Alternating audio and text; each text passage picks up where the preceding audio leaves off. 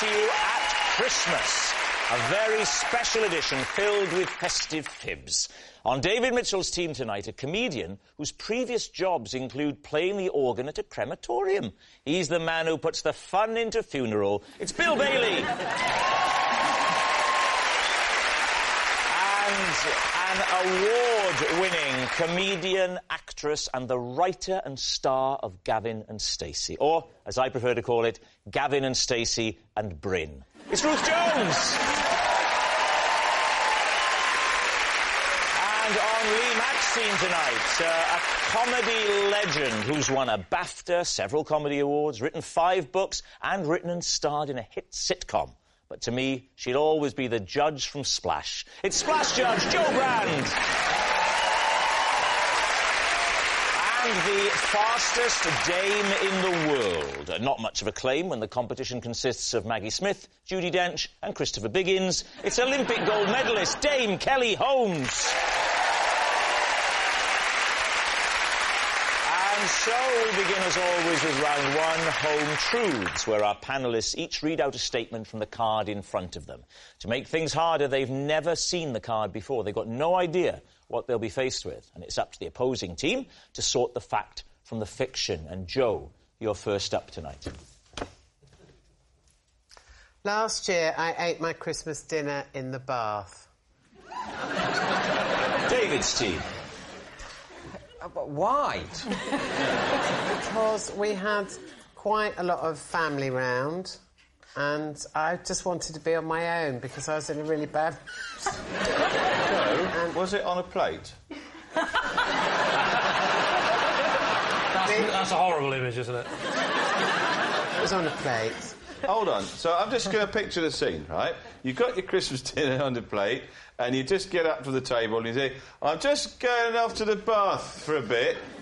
And the family... I don't think I announced it. Oh, you didn't? I was just so fed up with everyone. I just got up, took my dinner, went upstairs and thought, I'm going to have a bath. But didn't you find it that you got really hot eating in the bath? I could eat my Christmas dinner in a fire. Where did you put the dinner when you were running the bath? On the toilet. On the toilet.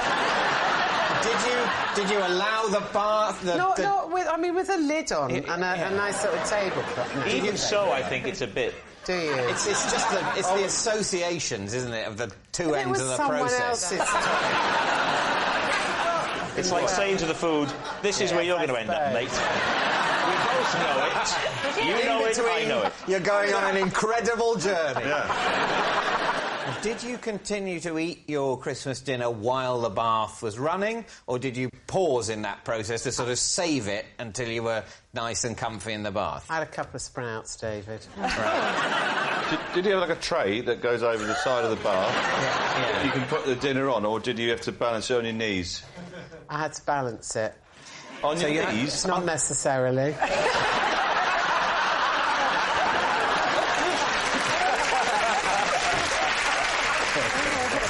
If you're balancing it on a part of you, is there not a risk that it will become submerged at some point, which would ruin the dinner? Essentially, you're turning your Christmas dinner into the Maldives in about 30 years' time, when, you know, the bath water of the world starts to wash the sprouts towards the plug hole. Well, I don't put enough water in the bath for that. In fact, you know, I don't hardly need to put any water in the bath.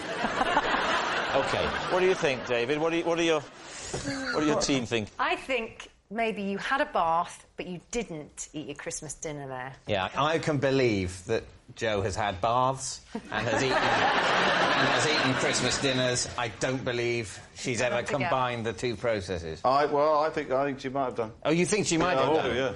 Oh, right. I thought we were heading towards consensus No. there, but in a very Christmassy way, we're very much at loggerheads. Yeah, that's right. I think, seeing as I feel a little bit 50-50... Yeah. Oh, no, that doesn't help at all, does it? Well, no, it does. Because if you're 100% it's true and you're only 50%, it's... Who said I was 100%? I'm at about 80. All right. I'm going to need a pen. This is why I keep saying I need a spreadsheet. OK, we're going to say true. So they're saying true. Jo, eating your Christmas dinner in the bath. Truth or lie? It's a lie. Yes, it's a lie. Jo didn't eat her Christmas dinner in the bath. Bill, it's your turn. Oh, right. OK. It says on my card, possession. Ah, just to the side there, there's a... Oh, yes. Yes. Just bring that up there. Pop that up there, and then read the statement before you do anything else. OK. This is Jakob. I don't remember those yoghurt drinks making that noise.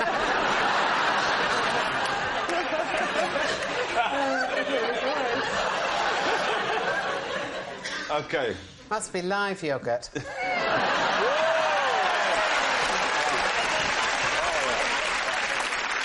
This is Jakob. I once smuggled her into the cinema, then had to pretend the noises she was making were coming from me. OK, now perhaps you could unveil, take the sheet off. Oh, I love cats. Right, Lee's team. Why on earth would you take Jakob? Jakob. Hang on. Jakob. Jakob, yeah. Jakob. It's spelt... Into a cinema. Jacob, but pronounced Jakob. OK. I was on tour, Yeah. and the bird was on tour with me in the hotel room, and we wanted to go to the cinema, so my wife Hang on, and I... whoa, stop you there. Why was the bird on tour with you? Yeah, good Well, question. because we didn't have anyone to look after her.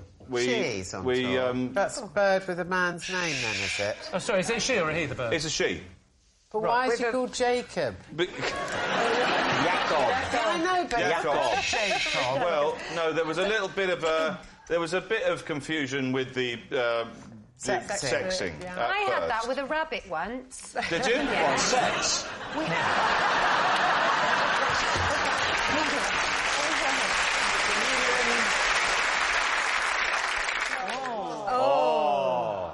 See, well, in the cinema, we put... In the cinema, we put a coat over the case, Right. and we were watching a film, and then in the middle of the film there was some music, and she got quite into the music, so she started whistling to the music. What was the film? Entrapment. That's a bit insensitive to a bird in a cage. We didn't think of that at the time. Is that the normal cage that he or she lives in at home? No, or does she live this in a is big a one? travel cage. It's called a Winnebago. So the bird starts singing along with the music of the film? Yes. Yeah. Right. And then what happens? And then she started to make noises, and then people started to look round, and they looked round and they heard this noise, and then I actually just went, and made a kind of, and then she said, Jakob, like that, and then I had to say that to my wife, I went, Jakob, like that, and just sort of pass it off like we were having a little conversation. Was anyone sitting next to you, other than your wife? There was a lot of people in the cinema, What yes. What did they do? What did They just thought we were a bit weird. So how long have you had Jakob? Is it Jakob? Must be about 10, 15 years now. And do you have a lot of these animals? We do, yes. How many animals do you We've got about, I don't know, 30 or 40 animals. 40 30 animals? or 40 Yes. animals? Really? Yeah. What, like? Fish. I don't mean in your freezer. I mean... Ants. We've got loads of ants. We've got dogs, cat, You've got a cat? We've got a cat. With the bird, isn't that a problem? No, the cat doesn't stay in the house. What's he doing, going around the cinemas? It goes around the cinema. Yeah, the cat's got a paper round. So what are you thinking, Lee? What does your team think? I mean, the obvious big clue to this is that he seems very close... She seems very close to Bill. See? I've seen Bill do TV shows where he's working with wildlife, so I know he likes the wildlife. There you go. So it might be that he's lying, but he knows how to handle that bird. That's what I think. Would you be so bold as to give him a kiss on the lips? I could do. I want talking to you. Come here then, kiss a kiss. Come here, kiss. You're right. You're a bit shy. She's a bit shy. I don't want to stir it up, but she was all over David in the green room. So, Joe. I think it's like, I don't think he'd be that irresponsible. I'm going to go lie. OK, my team say lie. You're all saying it's a lie. OK, Bill. OK. Was that the truth or was it a lie? It was true.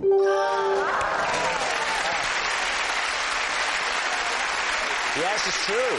Bill did smuggle his parrot into the cinema. Our next round is called This Is My, where we bring on a mystery guest who has a close connection to one of our panellists. Now, this week, each of Lee's team will claim it's them that has the genuine connection to the guest, and it's up to David's team to spot who's telling the truth. So please welcome this week's special guest, Mick.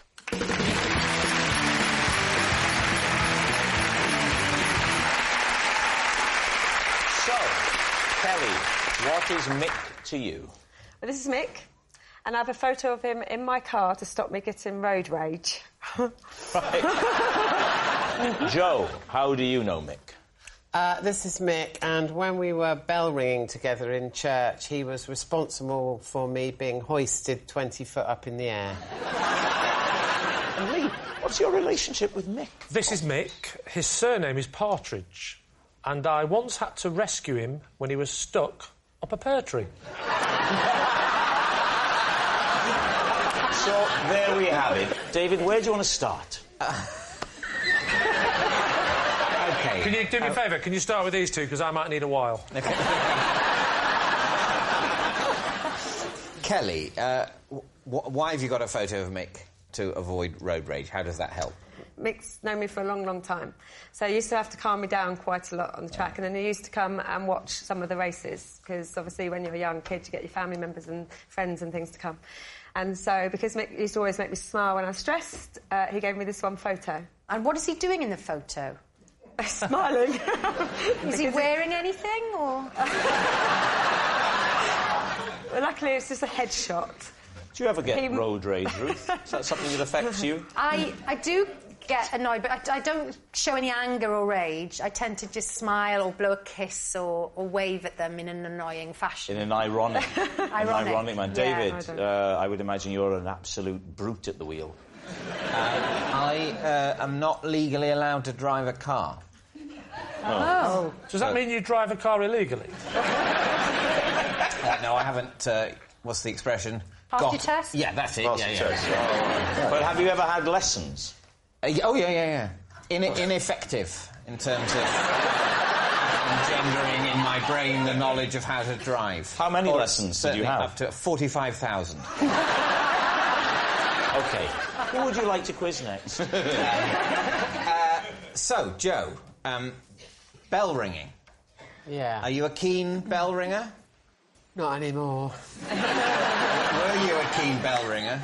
I was never really that keen on it, if I'm honest. Have you ever been bell ringing? I have been bell ringing. Where was it, and why did you give it a go? It was in a church, David. Yeah. What was the church called? I can't remember, actually. Saint Somethings. No, that narrows it down. Yeah. Can you remember where it was? Yeah, it was in a village in Kent. OK, that's plausible. If she'd said North Korea, we got a question. What was the scene? Well, picture the scene for us. Well, what happened was I had been to church a few times. I didn't like it. So when was this? What age were you? About 12. Right. And so I could either have gone in the church choir or been a bell ringer. And what happened? What did Mick do that led to this? Well, it was a sort of prank that used to be played on new ringers. And what happened was that Mick said to me, "Can you hold this a minute?" And I just put my hand up without looking, held onto the rope and just went like that, right, 20 feet up in the air? Yes, I did. Rob. How old was Mick then? A couple of years older than me. So you were about 12, he was sort of 14. Oh, so he was a young lad doing it. I was imagining him at the age he is now. It's before the service. You're doing the pre-service bell ringing. Yeah. Why aren't you on your own bell rope? What are you doing there that you're able to respond to his call, you know, grab hold of this? Which is a dangerous thing to respond to without looking in all sorts of circumstances. Not quite as dangerous as your impression of bell ringing, which looks more like cow milking. You're going like this. Sorry, I'm no sort of mime. But was it more like that? Is that more like it? I think it's Happy Christmas! You have to get it from one position to another position, and while you're doing that, that's when it's dangerous. And So how do you do that? Is that using the rope, sort of, you yank it along with the rope? you have to pull the rope in a particular way. Well, it'd be a nice chance for you to demonstrate how you pull it. Well, when you're actually ringing a bell properly, you start by putting your hand up and getting the end of the bell rope, which is about that far above your head. You pull that down and you catch the fluffy bit, and then you pull that down with both hands. Then you let go one hand and let it go right up, so it's like that. So that's ringing a bell. In order to get the bell in the right position, you pull it like this. And as you pull it... That's why he married me. Now, what about Lee and his claim? Yeah, no, that's not true. OK, what was he doing up the pear tree, Lee? He was rescuing a cat. No further questions. Where was the pear tree? Next to the cat. The pear tree was in the grounds of a pub. OK, and this was like in the beer garden. We were having drinks outside in the beer garden. Yeah. We had a bit too many. We went back inside. It got dark, got late, and then we were staying in a local hotel. Everyone was going out to get the taxis home, and that's when I heard a scream. Help! What the pear tree? And, I thought... What? I remember saying, hark! Did you know Mick? Was he one of your friends who'd gone to the pub? Mick, it turns... I never met him before in my life. Mick, it turns out, was the landlord of the pub. Right. And which answers the question why we weren't getting served, but we'll forget that for a minute. Yeah. How big a tree was it, Lee, and how high was Mick? The pear tree was quite high, I would say. Using Mick as a measurement of 1, I would say it was about 5 Micks. How did you actually rescue him? So I shouted up, "What are you doing up there, mate?" And he said, well, this is what I heard at the time. Came up to her. I said, "You'd have to shout, mate. You're 5 Micks up." He's right at the top. It's a 5 Mick tree, and he's right at the top. Yeah, I was thinking he'd be about 3.5 Micks. Yeah. Well, to be fair, though, he was sort of lying on the branch, so his head was only 4 Micks and a bit high. Right. And he said, "Well, go and get help." So I said, "Well, have you got any ladders?" He said, "Yes." And I said, "Right, well, good luck." And off I went. But how had he got up there? How did he manage to get up there in the first place? How did he manage? Well, he clambered up. So the cat was, it turns out, was at the top of the tree, right at the top. I'm talking 5.5 Micks because there was a thin branch on the top. So he's basically...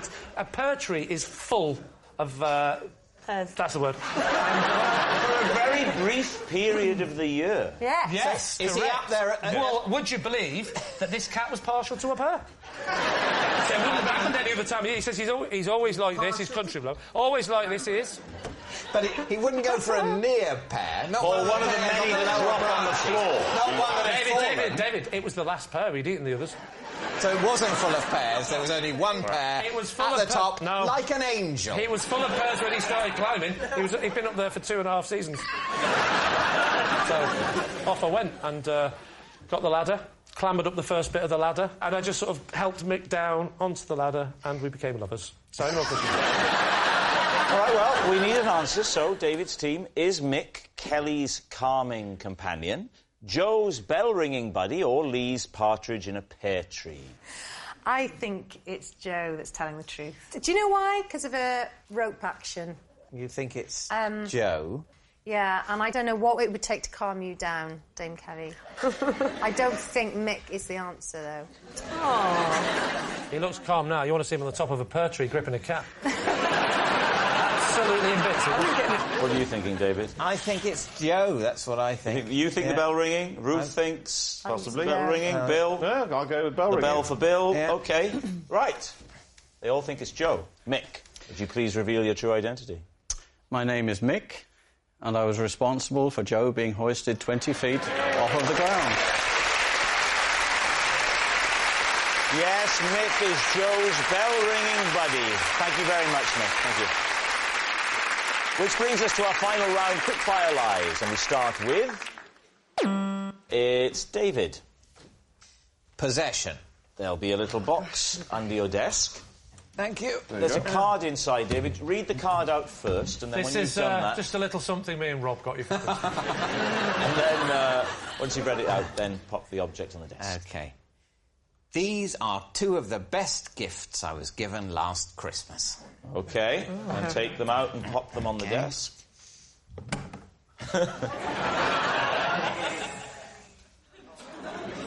There we are. Yeah. Right. Lee. Well, first question is what... I can see what one of them is, but what's the other one? It's a hat. No. What's the stick thing? Yeah. It's a wand. You know, OK. You do magic with it. Don't wave it around, anything could happen. Yeah. Who bought you it? Yes. My wife. Oh. That bit is true, in case you Yeah. wonder. He has got a wife. Yeah. Most people don't believe it at this point, but it is. He has got a wife. Just to give us a fuller picture, let's see if the hat fits. And if it does, wear wear it it. on and then get the full. Let's get the full effect. But does the wand fit? And then hold the wand. So. Well, You look like a proper Dickensian gentleman. Yeah. When you open the present, did you say, this is lovely, but what is it for? It's no. She said it was a wand thing where you can. It's got a battery in it. It's a cordless one. And you can make it be a remote control. Am I allowed to touch David's wand? You can inspect it if you want to, but don't damage it. I'll get... Do you want me to get it? You don't trust me to get it without damaging it? I'm just happier when you sat down. OK. Get me the wand, please. Were you born in a little northern town called Double Entendre? Actually, Cockermouth. I don't know. First thing is, I can't see any way you can get batteries in this thing. And it's got a light on the end, so obviously it does do something electronic. But I don't know where you would put a battery. You don't put a battery in the end of there, do you? Can you get a battery in the end of there? No. Oh, hello. Look, the end comes off, so we can definitely... It's an electronic item, definitely. That is a definite. And that's definitely a hat. I'm not an idiot. Rob, I broke it. Have you really? Well, something's come off the end. David, I'll get you another one, I promise. It actually has. The end's fallen off the... There it is, there it is. Give me the hat. Oh, I've sat on the hat! Give me the hat.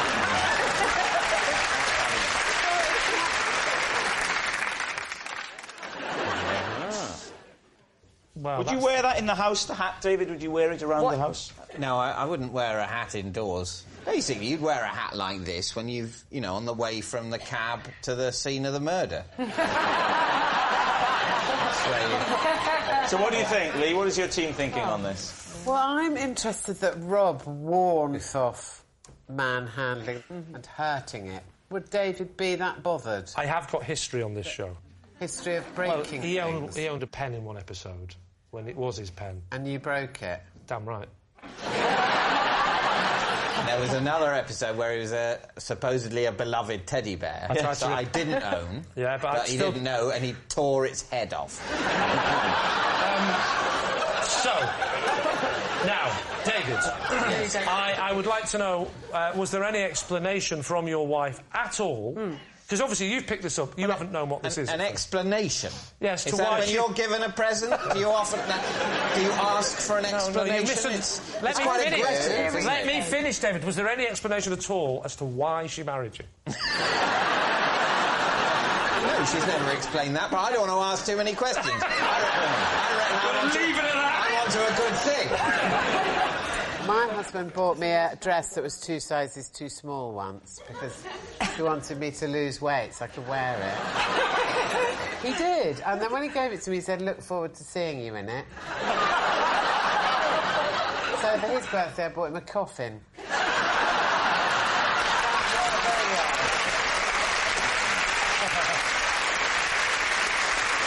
So what are you going to say then, Lee's team? Is he telling the truth? Kelly, you're saying...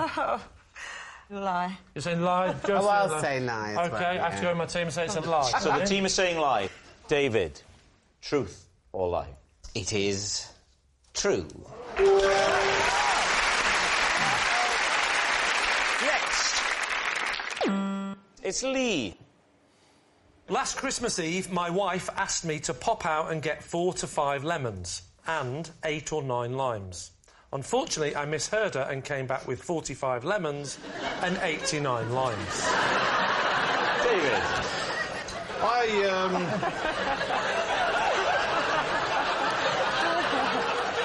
In better news, we haven't suffered from scurvy for a long time. You went out and you came back with 45 lemons and 89 limes. What did you think they were for?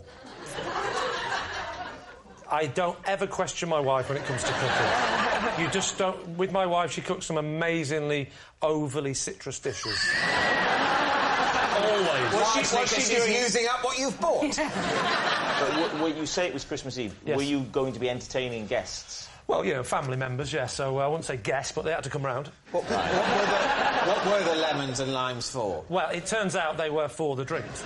I did wonder why I didn't need to get any pastry. I haven't met your wife. I'm sure that she's very lovely and sensible. Why say 4 to 5? Why not just say, go and get me 5 lemons, go and get me 9 limes? That is exactly what I said when she said, what are you come back with 45 lemons and 89 limes? Because you're right. You tell me, you know. Yeah. Why does she strike me about the head when I wake up? Who knows the mysteries of a relationship?